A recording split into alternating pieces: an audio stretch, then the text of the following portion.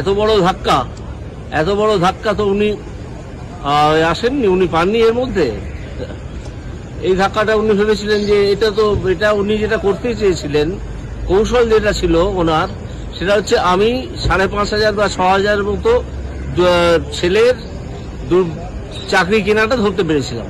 আমি আমার রায় তাদেরকে বাদ দিয়েছিলাম। তারপর তাকে যারা অ্যাডভাইস করলেন, তার বড় বড় অ্যাডভাইসার, তার মধ্যে সুপ্রিম কোর্টের কিছু লোকও আছেন, তারপরে কিছু প্রাক্তন জজ আছেন, তারাও তাকে অ্যাডভাইস করলেন যে আপনি ওই যারা ঠিকভাবে চাকরি পেয়েছে আর যারা চাকরি কিনেছে তাদের জোটটা ছাড়াবেন, তাহলে কোর্ট বাধ্য হবে সকলের চাকরি রেখে দিতে। কিন্তু তারা তো জানেন না যে ঘটনাটা এটা ঘটেছে, যে ব্যাপক পরিমাণে দুর্নীতি হয়েছে এবং যেভাবে আমি জোট ছাড়িয়ে রেখেছিলাম তার থেকে স্পষ্ট বোঝা যাচ্ছে।